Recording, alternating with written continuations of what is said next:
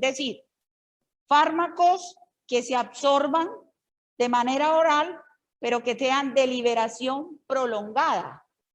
¿Por qué? Porque en farmacología general yo les enseñé que cuando yo administro un fármaco, la idea es mantener los niveles de concentración plasmática, es decir, mantener el medicamento entre la concentración mínima efectiva y la concentración plasmática máxima. ¿Sí? En la medida en que yo mantengo el fármaco en la concentración plasmática, pues tendré mejor efecto farmacológico. ¿Está claro, jóvenes? Bien. ¿Dónde se produce la absorción de los fármacos calcioantagonistas? Se absorbe especialmente a nivel intestinal. ¿Sí? La biodisponibilidad para el verapamilo y los otros calcioantagonistas, es decir, el resto de calcioantagonistas, es del 20%. Pero la biodisponibilidad para la nifedipina varía. La biodisponibilidad de la nifedipina es del 70%. ¿Está claro hasta ahí, jóvenes? Hola. Bueno, listo. Entonces, podríamos decir, mire, que el metabolismo es hepático y que la eliminación se puede hacer mayormente por vía renal, pero que también podría ser biliar. Bueno, ¿cuáles son los efectos indeseables de los calcioantagonistas? Hay muchísimos efectos indeseables, pero hay unos que generalmente se producen con mayor frecuencia. Óigase bien, hay muchos que se utilizan o que producen mayores efectos indeseables. Y uno de los primeros efectos indeseables es el edema de miembros inferiores. Edema de miembros inferiores. La cefalea puede ser común con el uso de calcioantagonistas. Generalmente, yo quiero aclarar que estos efectos se producen durante los primeros días de tratamiento farmacológico. Estos efectos los vamos a encontrar durante los primeros días de tratamiento. También puede producir cefalea, pueden producir mareo, están asociados a rubor, a trastornos gastrointestinales y también, pues, importantes anotaciones sobre los calcioantagonistas es que pueden asociarse con inhibidores IECAS, con ARA2 y con diuréticos tiacídicos. Y esto puede beneficiar el tratamiento antihipertensivo. ¿Está claro hasta ahí? Lo que no se recomienda farmacológicamente, muy probablemente es la asociación de un beta bloqueador con un calcioantagonista. ¿Por qué? ¿Por qué será? ¿Por qué creen ustedes que no se puede utilizar o que la idea es tratar de no usar calcioantagonistas con beta bloqueadores? ¿Ah?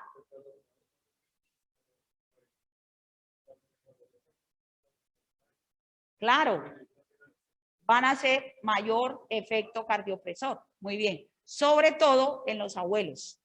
Por eso los abuelos, por ejemplo, la asociación de un beta bloqueador con un calcioantagonista sería mortal. Porque ellos, de hecho, ellos se les disminuyen los vasoreceptores. En la ancianidad se disminuyen los vasoreceptores. Y si disminuimos esos vasoreceptores y fuera de eso le administramos un antihipertensivo, un beta bloqueador con un calcioantagonista, estaríamos diciéndole adiós al abuelito, ¿sí o no? Bien, entonces también se han descrito otros efectos benéficos de los calcioantagonistas. Ellos pueden disminuir los niveles, es decir, el perfil lipídico, pueden mejorar el perfil lipídico, pueden disminuir la glucosa, ¿sí? Los niveles de concentración de ácido úrico, y recuerden que las enfermedades gotosas se asocian con algunas alteraciones con dolor, por ejemplo, la enfermedad gotosa. También pueden producir estados de hipocalemia. Disminuyen el potasio, fíjense. Entonces, cuando disminuyen el potasio, pues estos fármacos pueden producir hipocalemia, y las hipocalemias también me pueden producir alteración del complejo QT del electrocardiograma. Por eso, cuando yo coloco unos electrodos en un paciente para mirar su actividad cardíaca, y ese paciente toma calcioantagonistas o beta bloqueadores, y yo veo que hay prolongación del complejo QT, yo podría decir, el paciente está hipocalémico. Y evidentemente yo le tomo unos niveles de potasio y los niveles de potasio van a estar disminuidos. ¿Está claro? Resulta que estos medicamentos también pueden disminuir el magnesio. Entonces, por eso siempre utilizar desde dosis bajas a dosis altas, e idealmente formas farmacéuticas de liberación prolongada para mantener concentración plasmática. Fíjense que ellos también pueden producir hipomagnesemia. ¿Para qué me sirve el magnesio? ¿Qué importancia tiene el magnesio, muchachos? ¿Qué importancia tiene el magnesio? A ver, jóvenes.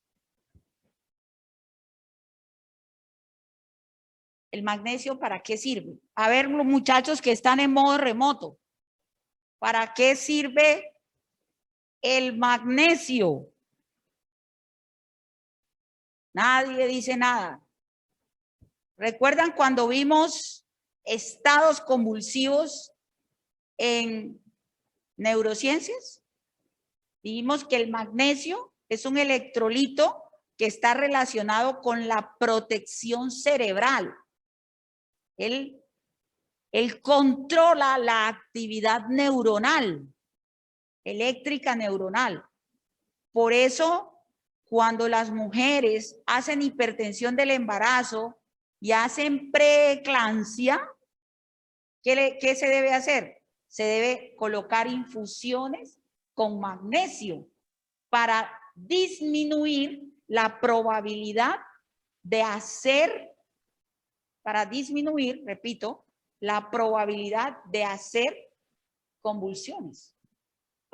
Otro ejemplo, en el trauma cráneoencefálico severo, una complicación del trauma cráneoencefálico es la aparición de una convulsión. Entonces, para hacer protección cerebral se utilizan magnesio. Pueden utilizar infusiones o se pueden colocar una ampolla, por ejemplo, cada 8 horas intravenosa, diluida. ¿Está claro hasta ahí? ¿Jóvenes? ¿Listo? Bien. También está relacionada con la prevención, o estos fármacos están relacionados con la prevención del evento cerebrovascular y la enfermedad de Raynaud. ¿Qué es la enfermedad de Raynaud? A ver, ¿qué será la enfermedad de Raynaud? Muchachos, ustedes ya vieron patología, no me digan que no. Ustedes ya vieron patología, no me pueden decir que no vieron enfermedad de Raynaud. ¿Qué es la enfermedad de Raynaud? Ayer allá busque qué es enfermedad de Raynaud, pues. Eso deben saberlo ustedes.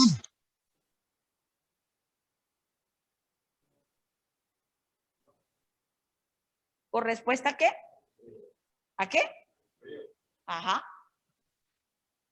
Recordemos que el frío es un estímulo térmico que produce una estimulación en las fibras nerviosas. Él interactúa con los nociceptores, cruza las fibras aferentes primarias tipo C, llega a la médula espinal y expresa noradrenalina.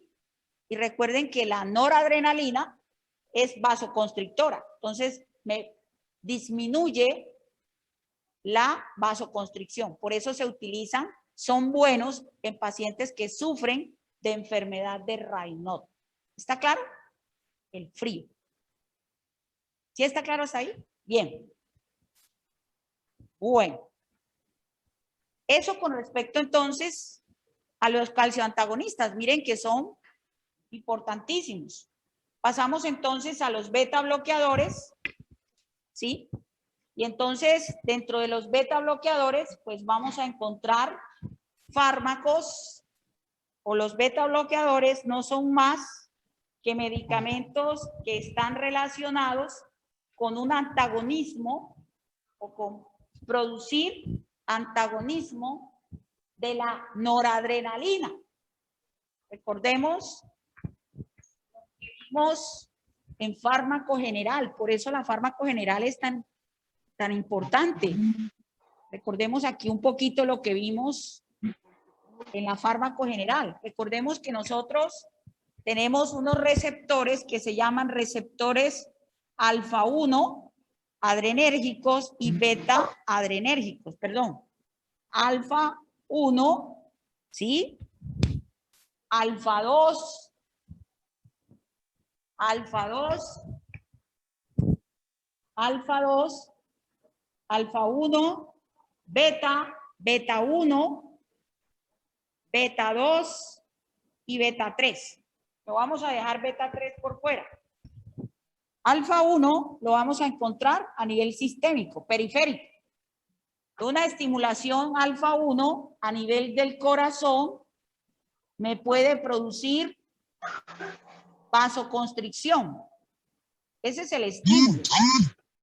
Y al producir vasoconstricción me va a aumentar la resistencia periférica, pero también me puede producir un aumento de la velocidad de conducción en el nodo sinusal. ¿Claro? Por tanto, alfa 1 va a estimular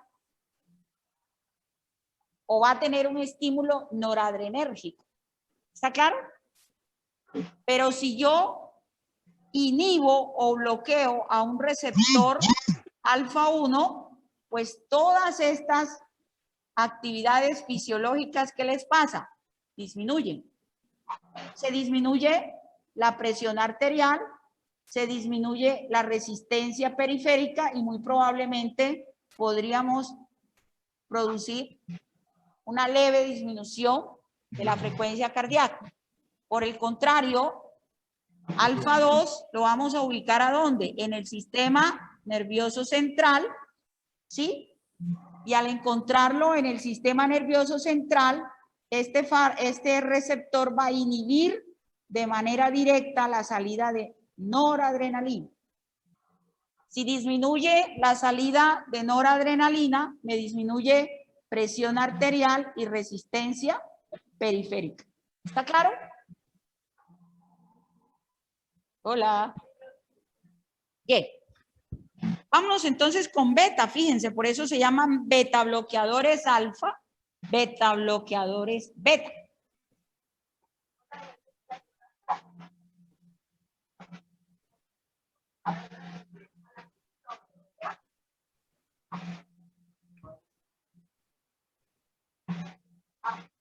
Sí, claro, que estimule a un receptor alfa 2, sí, pero que lo antagonice no, porque voy a producir mayor hipotensión.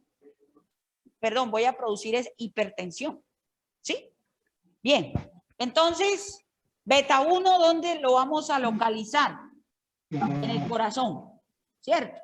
Y su estímulo me va a producir un efecto inotrópico y me va a producir un efecto cronotrópico. ¿Sí?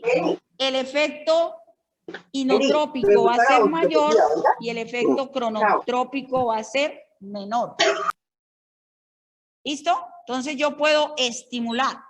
Si produzco un estímulo inotrópico, hay mayor vasoconstricción.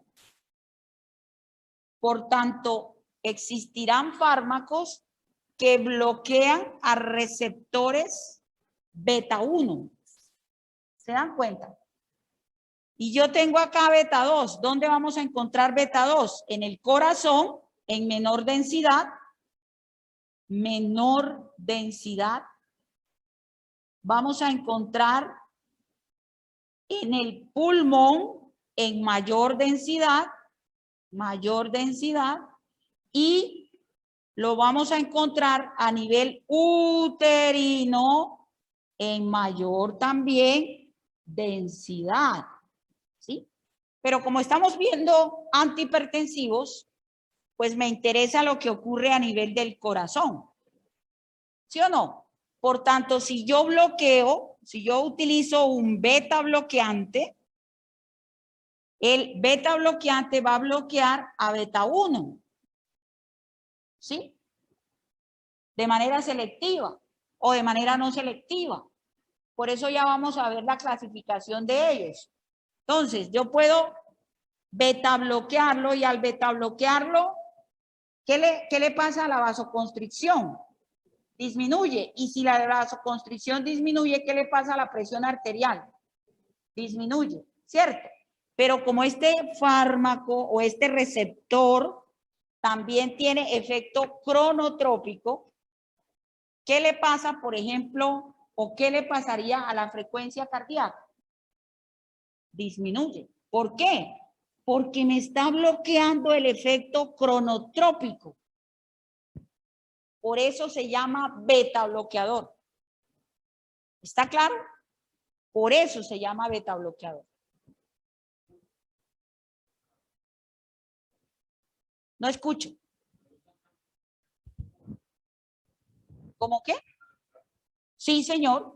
Son beta bloqueadores, o sea que pueden utilizarse como antiarrítmicos. Ya vamos para allá. Entonces, como ellos de manera parcial me pueden afectar a estos receptores, pues obviamente podríamos decir que tendría un efecto contrario acá. ¿Sí o no? Por eso no se usan en EPOC, por eso no se usan en asma o en trastornos respiratorios o en pacientes con antecedentes de historias o de afecciones respiratorias. ¿Está claro hasta ahí? Eso es.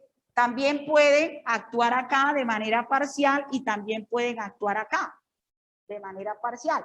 Pero por eso vamos a encontrar unos que son cardioselectivos y unos que son no cardioselectivos. En la práctica clínica, por tanto, vamos a encontrar que se encuentra el beta-loc, el esmolol, el propanolol o propranolol, lo van a encontrar como propra o propanolol. Lo van a encontrar también en forma de metoprolol. Estos son los que más los utilizamos en la práctica clínica, el nadolol y el labetalol. Labetalol es de elección en el tratamiento de las crisis hipertensivas y en el tratamiento de las emergencias hipertensivas. ¿Está claro hasta ahí? Labetalol. ¿Cómo? El esmolol también, pero ya vamos a mirar el esmolol. Que esmolol casi no lo usamos, porque es caro. Solo lo hacen, creo que lo usan en la fundación. ¿Bien? Entonces, labetalol se usa por vía intravenosa, repito, labetalol se usa en las crisis y en las emergencias. Por eso, labetalol la pueden utilizar ustedes en el evento cerebral isquémico, lo pueden utilizar en pacientes con preeclampsia. Recuerden que la preeclampsia es un trastorno hipertensivo, es una emergencia que puede cursar a eclampsia. ¿Está claro? Bien, sigamos. Y entonces, ¿Cómo se clasifican estos beta bloqueadores? Vean. Beta bloqueadores no selectivos, es decir, que tienen menor afinidad por receptores beta. ¿Está claro? Entonces, antes de seguir, yo quiero que miren algo que va a comprobar lo que les estoy diciendo. Miren. Beta bloqueadores no selectivos. Pues yo digo propanolol y timolol. Pero devolvamos la diapositiva. Como estos fármacos antagonizan ¿a quién? A la noradrenalina. La noradrenalina hace parte del sistema simpático. Por tanto, si yo inhibo la síntesis noradrenérgica, también puedo tener una acción estabilizadora de la membrana neuronal. ¿Está claro? ¿Quién es el precursor de noradrenalina? A ver. ¿La qué? Muchachos que están allá en remoto, ¿quién es el precursor de la noradrenalina? Dopamina. Niños, ¿quién es el precursor de la noradrenalina? Nadie sabe.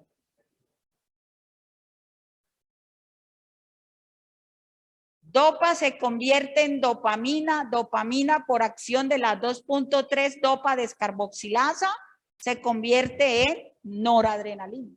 Por tanto, el precursor de noradrenalina es la dopamina. Ole, yo voy a pasar lista porque me preocupa los que están en forma remota. Yo pregunto y nunca contestan. Muchachos, ¿ustedes están escuchando? Hola. Sí, señor. Hola. Sí, Profe, ¿nos escucha? señora. ¿Cómo? Hola, profe.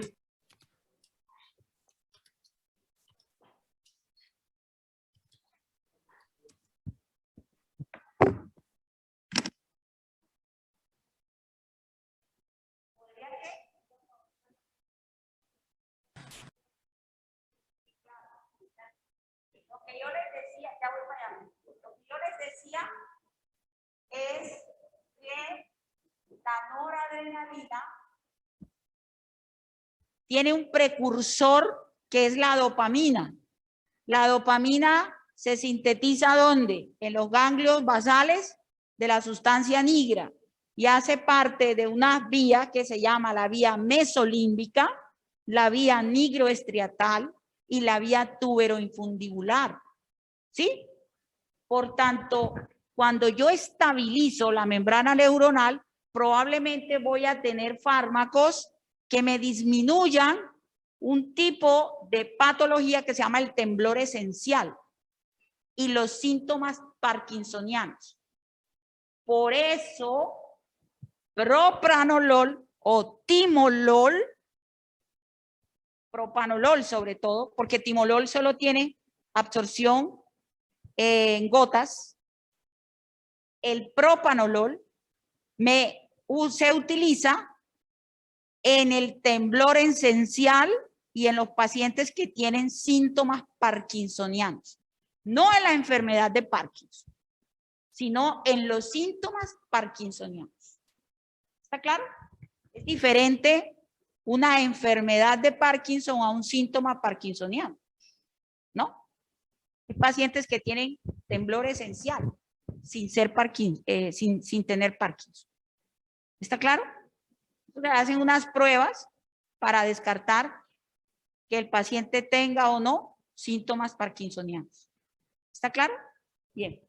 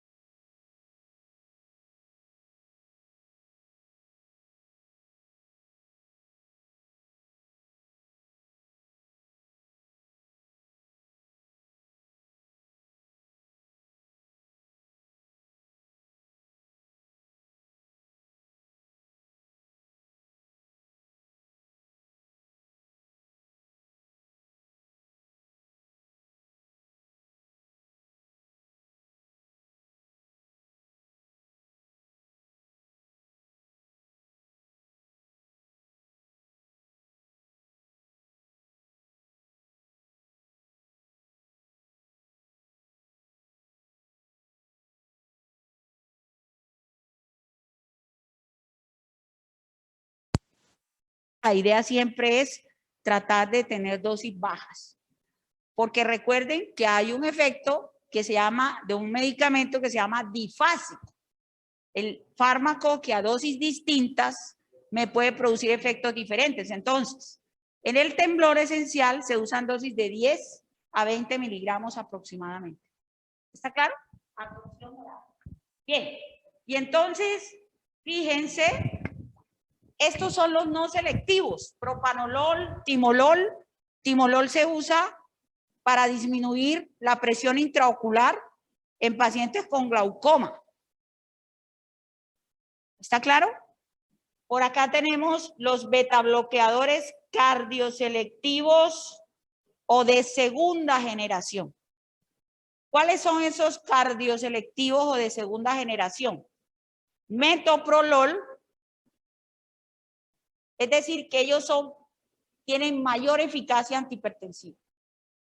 Metoprolol, atenolol, bisoprolol, acebutolol. ¿Cuáles son los que más usamos en Colombia? Metoprolol, atenolol y bisoprolol. Acebutolol poco lo usamos. Esmolol también, pero esmolol, que es el que preguntaba el joven, el esmolol se usa en las crisis y en las emergencias hipertensivas. Y generalmente creo que tiene solo absorción parenteral. ¿Bien? Bueno. ¿Por qué son cardioselectivos? Porque ellos tienen mayor afinidad por un receptor beta 1.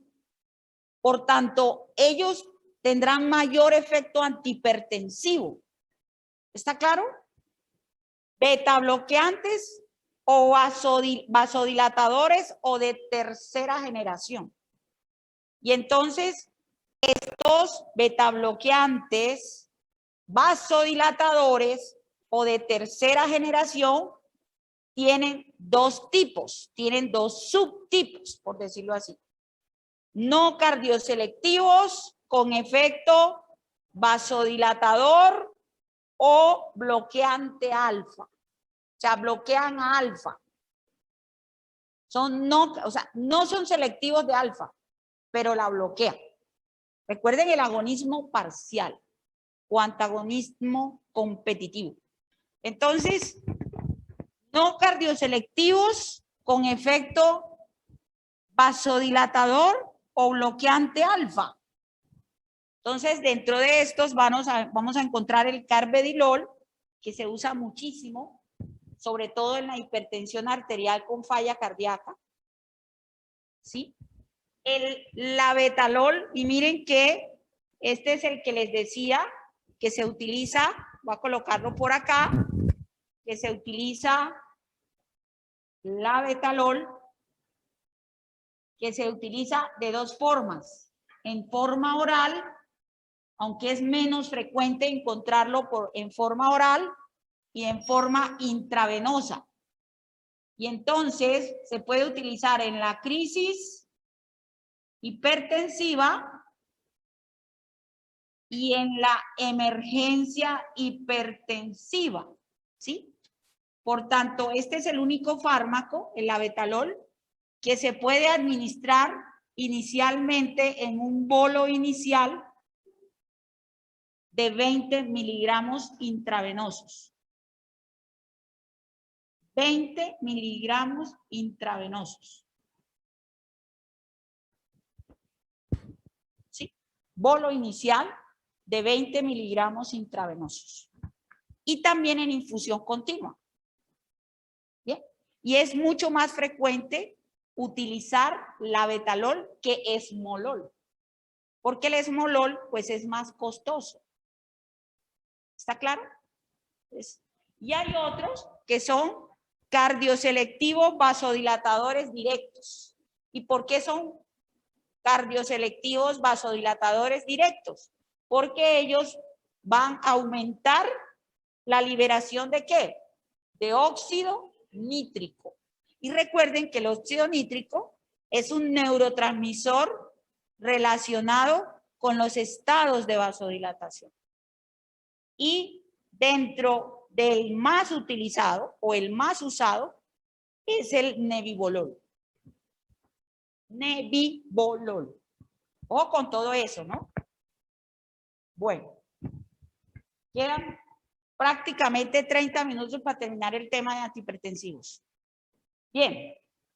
Y entonces aparecen los antagonistas de receptores alfa. Miren que me va a servir esta diapositiva o esta cosa que hice aquí en el tablero. Entonces,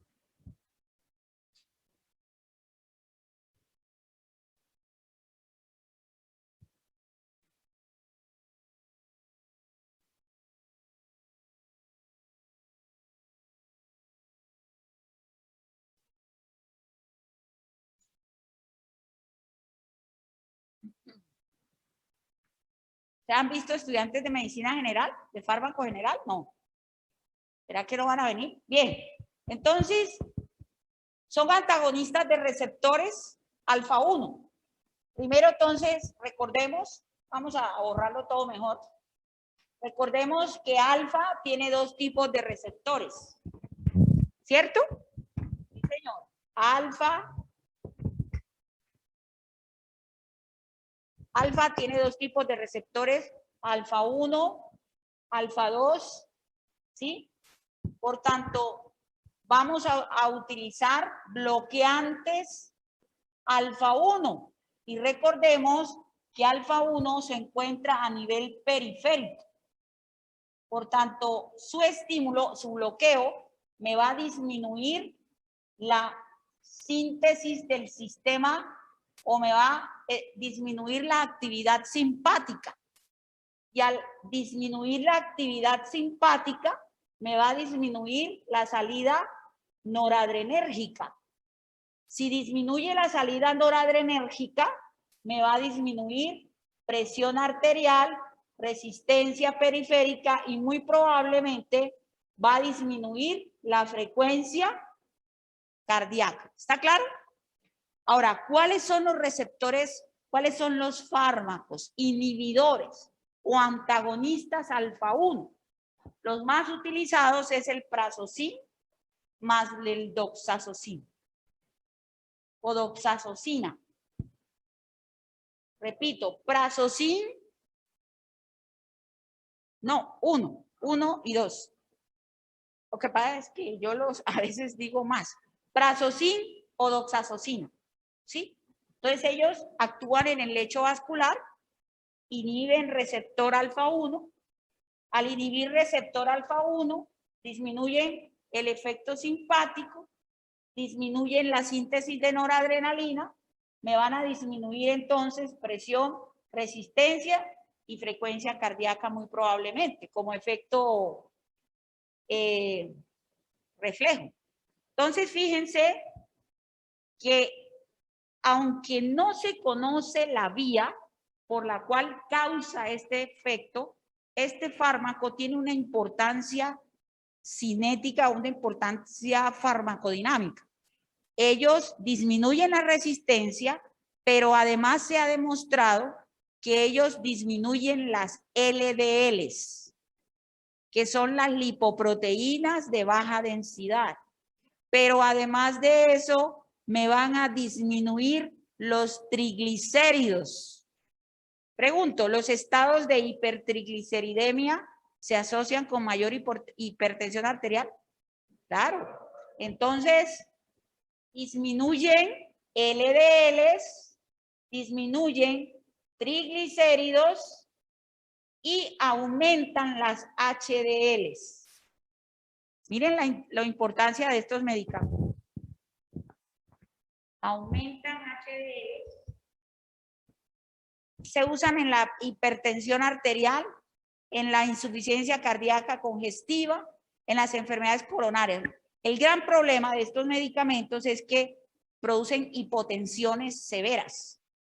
Es una sustancia que se usa como fármaco de segunda línea en el tratamiento de la hipertensión arterial. Vamos a encontrar episodios de mareo, cefaleas, que suelen ser transitorias, la fatiga, ¿sí? la fatiga.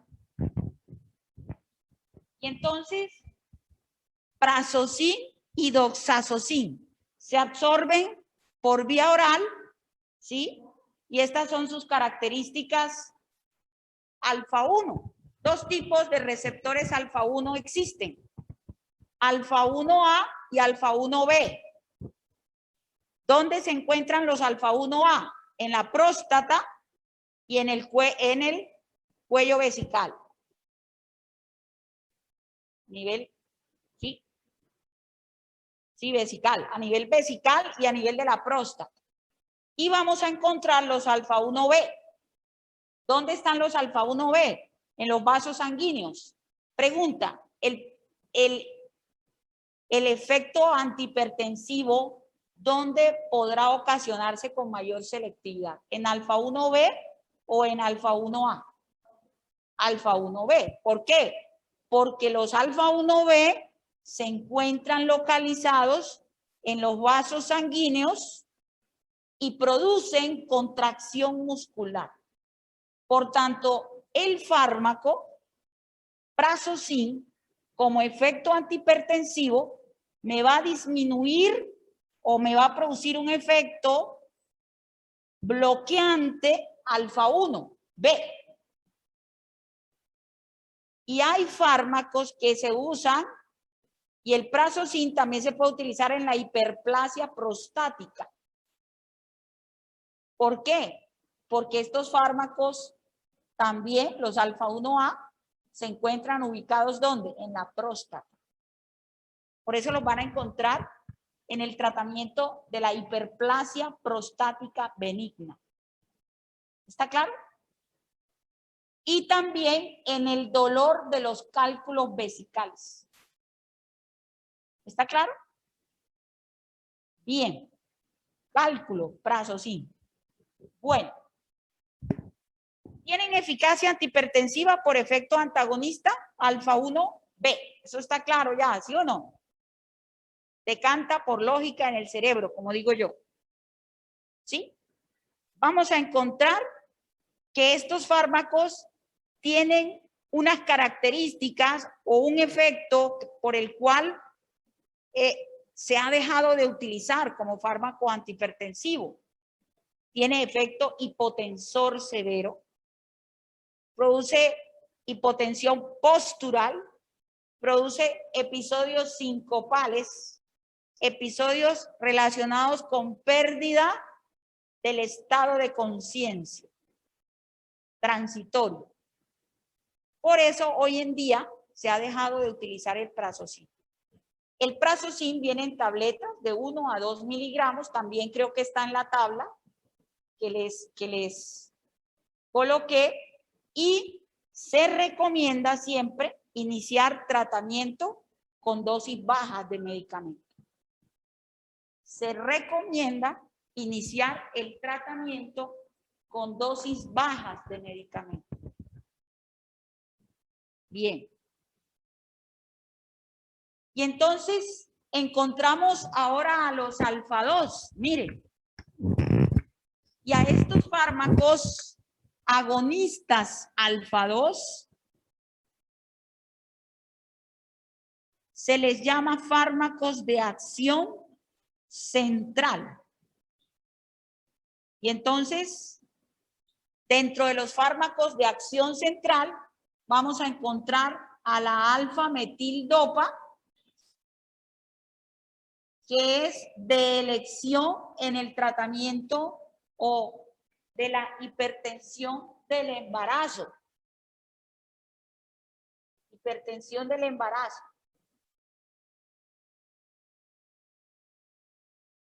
Alfa-metildopa en la hipertensión del embarazo y en hipertensiones severas. ¿Sí? Vamos a encontrar también la clonidina, que también tiene efecto antihipertensivo, pero como recordemos que alfa 2 se encuentra en el sistema nervioso central, también tiene efecto sedante. pero como disminuye la salida de noradrenalina, también puede producir estados de bradicardia. ¿Sí? Me va a producir bradicardias. Bien, entonces se utiliza en la hipertensión del embarazo, se utiliza en la hipertensión arterial y en la insuficiencia cardíaca congestiva. Por eso, el tratamiento, así, la línea de actuación de los alfa 2 en el embarazo es alfametil-dopa-clonidina. Pero si yo digo las 3 líneas de actuación es nifedipino, alfametil y clonidina. ¿Está claro hasta ahí?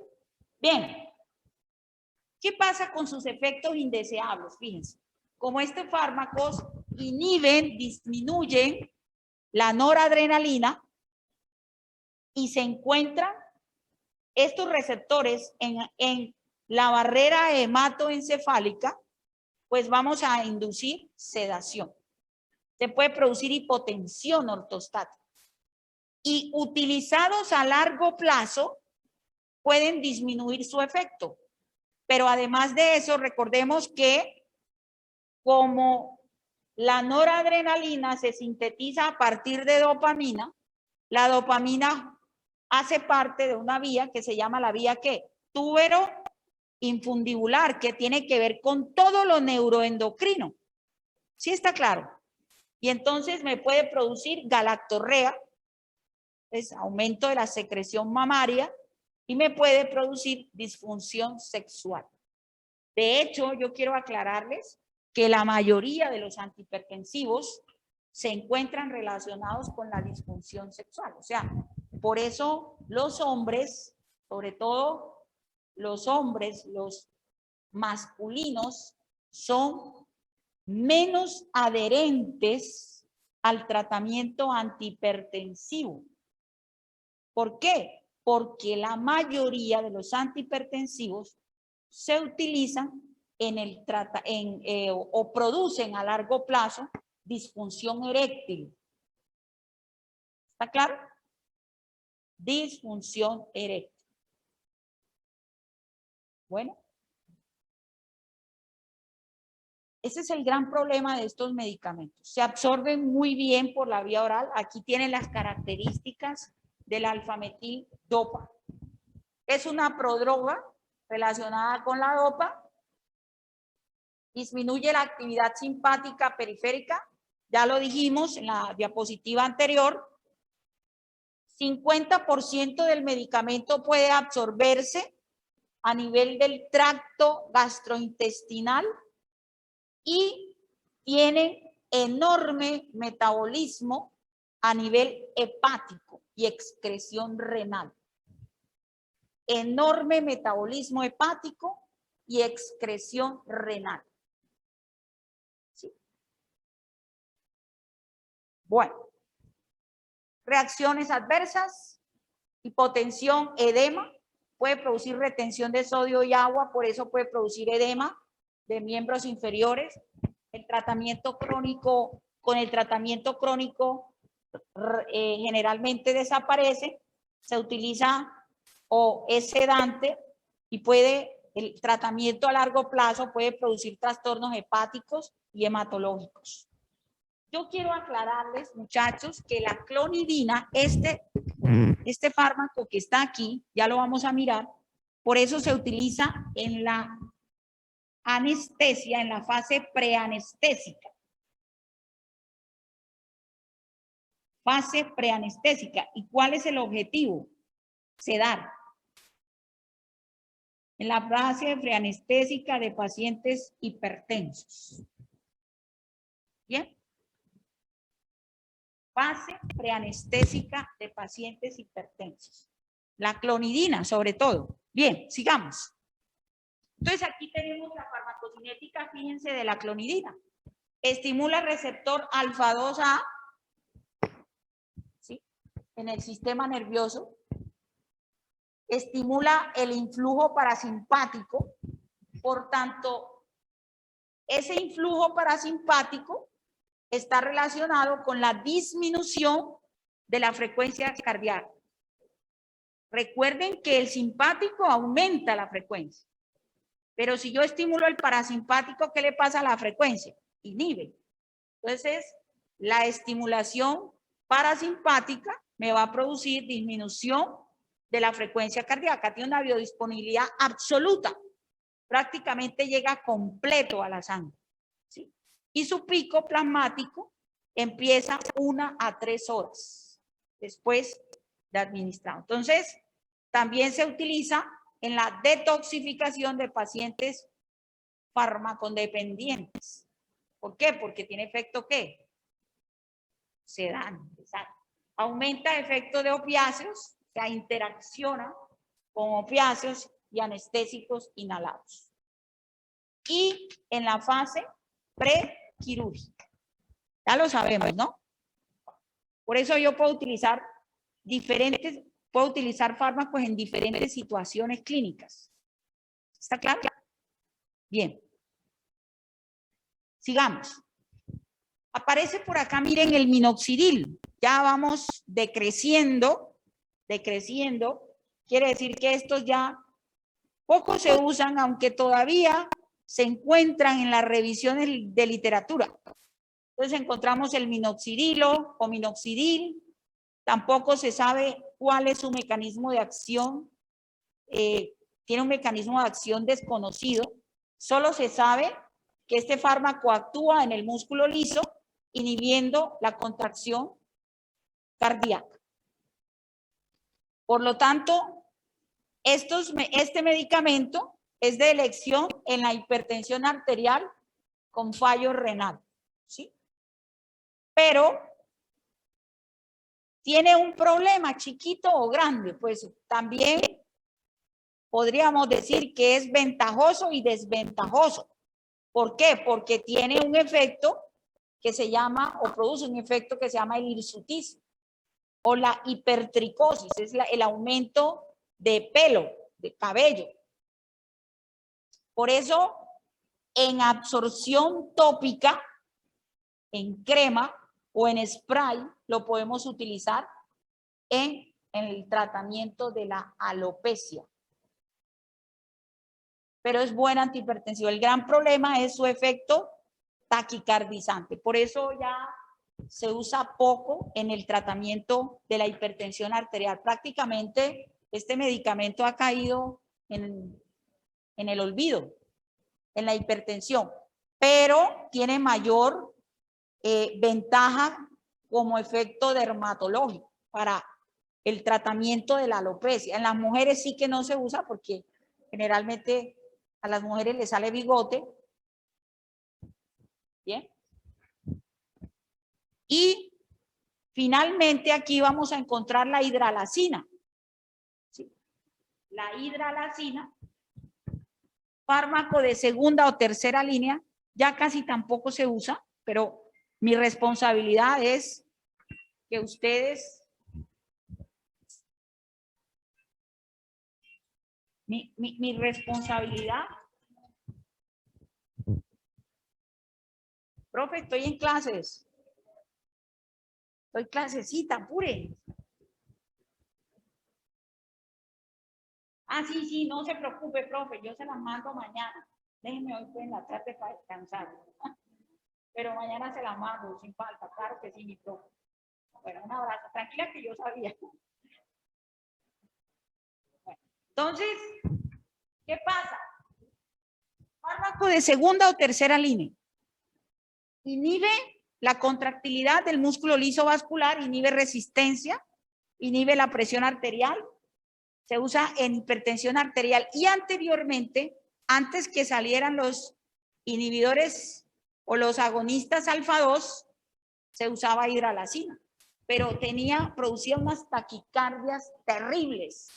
Por eso desapareció prácticamente del mercado. Sin embargo, aún sigue apareciendo en la revisión literaria, por eso les hablo de ella. No esperen preguntas mías acerca de la hidralacina. Oral y la infusión intravenosa en la preeclampsia y en la eclampsia. Bien, eso es todo con respecto, muchachos, a los antihipertensivos. No, la amiodarona es un antiarrítmico. Se utiliza en la FA. Sí, claro. Todo antiarrítmico puede disminuir la frecuencia, perdón, la presión arterial, porque te va a disminuir la frecuencia cardíaca. Y la frecuencia cardíaca está relacionada con el gasto cardíaco. Por tanto, gasto cardíaco es el volumen que se eyecta en una unidad de tiempo. ¿Sí? ¿Qué? ¿Cuál? Hidralacina. Bien, entonces, el taller que voy a dejar para el 80% son vasodilatadores y vasoconstrictores. Entonces, este fin de semana, creo que mañana, si Dios quiere, me lo pueden entregar después del examen, o sea, el domingo me lo pueden mandar. ¿Qué va a pasar? Yo les voy a mandar el taller a su correo, al correo del representante, a Luis. ¿Dónde está Luis? Le mando el taller a Luis. Primero van a hacer una presentación de sustancias vasodilatadoras y vasoconstrictoras. Van a hacer una presentación en PowerPoint, ¿sí? En la próxima clase, que quiere decir en 15 días, que ya vengamos nuevamente acá, ¿sí? Voy a elegir a cualquiera de los estudiantes. Pueden hacerlo en grupos. Como ustedes creo que son ¿cuántos? Son 31 y son...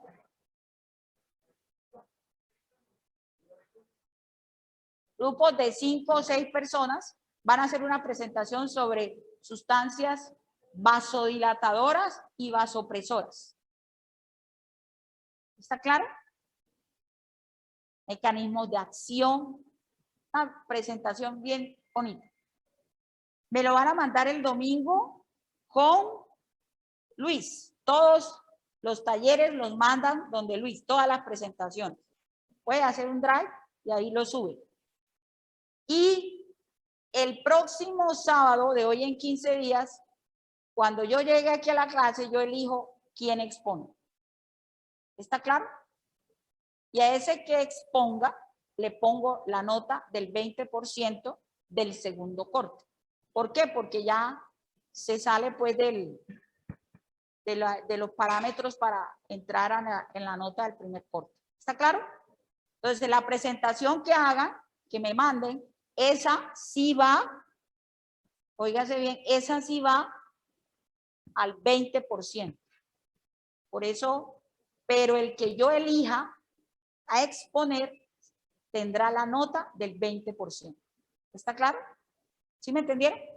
El examen entra todo antihipertensivos, el consenso de hipertensión que les subí a la plataforma y la lectura de inotrópicos y vasoactivos que también les mandé a la plataforma Moodle hace 15 días. ¿Listo? Eso entra en el examen. Recuerden que el examen es por plataforma para mantener el principio de la igualdad. No quiero inconvenientes con eso. ¿Sí? Todos van, pero eso sí, tienen que tener cámara prendida y tienen que tener el micrófono abierto. Ubicarse en un sitio donde yo los pueda ver sin relojes, sin micrófonos, sin nada, que el computador enfrente y usted. ¿Listo? Ojo con eso. Voy a tener mucho cuidado, porque no me va a pasar. ¿Bien? Perdón. Este semestre no. Este semestre no se salva. Bueno, pues no se salvan porque me hagan lo mismo.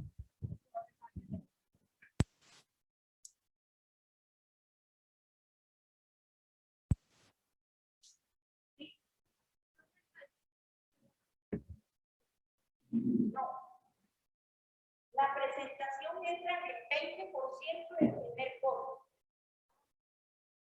socialización entra en el segundo, en el 20% del segundo corte.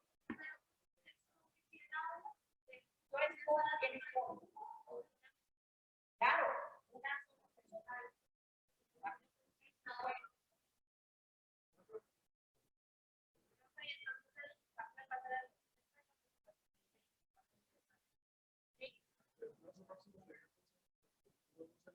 Domingo 12 de septiembre, antes de las 6 de la tarde. Bueno, está claro todo, ¿verdad? Bien. Y obviamente este tema de vasodilatadores, los exámenes de química son acumuladores. ¿Por qué? Porque después no van a decir, no, es que quiero en la alguna vez. Hay que ser responsable. Bien, muchachos.